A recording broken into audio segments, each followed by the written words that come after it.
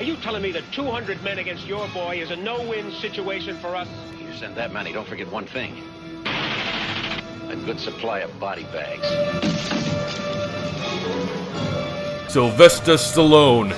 This time, he's fighting for his life.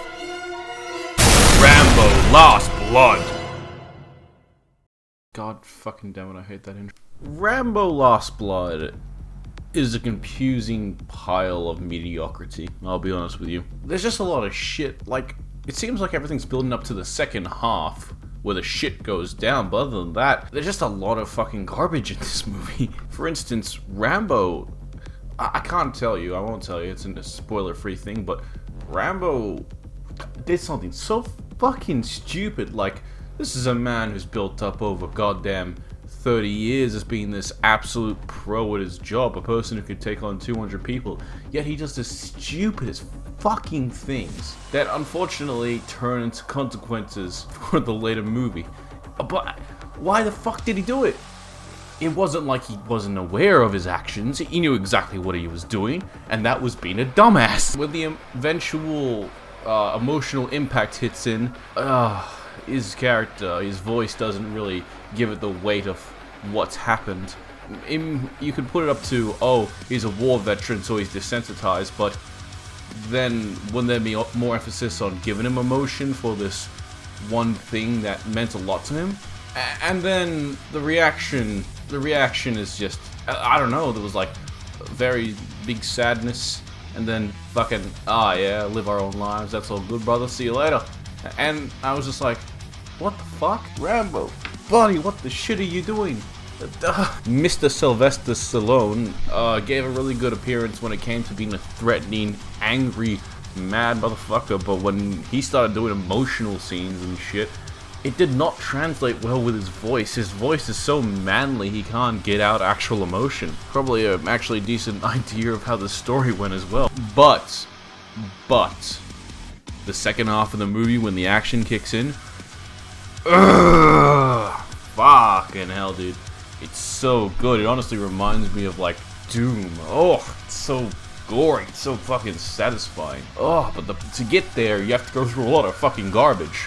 A lot of contradictions, a lot of weird things added in, fluff, for no goddamn reason. Like, the last part was really compelling because it feels like Sylvester Stallone setting up dominoes to finally all get rolled down. It was so satisfying to see all these contraptions go off, to see how he goes through his little maze, and that was really fun. I really enjoyed that. The niece of Jonathan Rambo is a bit of an idiot. A real fucking idiot. Like, it was set up to be this person that was set up this sort of motivation to go to Mexico, and it's like everything she does there is so fucking absolutely stupid, and it's so fucking, oh god damn it, man.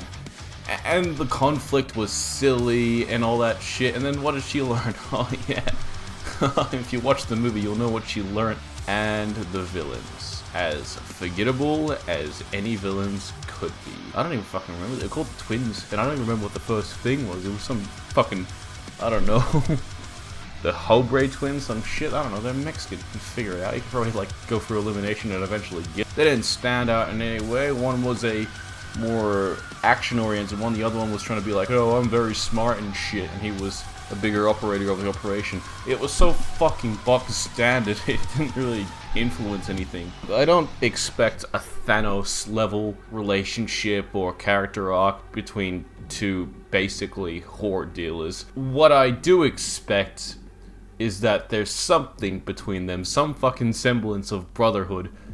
There isn't. There really isn't.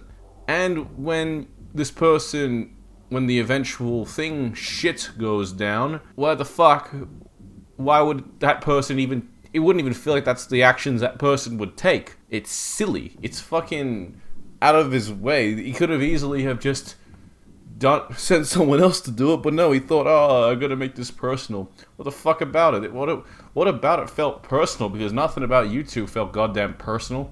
In my last review, I played a lot of emphasis on the mise en scène, the placement of stuff, the lighting and everything, but really there's nothing of note here. I mean, you have dark lights and you have light lights, you have a farm, and you have Mexico.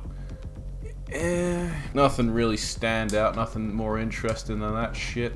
I mean, you could kind of talk about some of the scenes in Mexico. Other than that, it's not fucking much to work with. I guess the trenches were alright, but look, for the scenes where I was supposed to feel for a certain character, I kind of did, honestly, because the situation just got worse and worse. But I guess that's the only emotional attachment I have to it. I can kind of understand the build up to the last blood, as it were, but it was just everything that got in between that and the finale was just kind of shit, I'll be honest with you.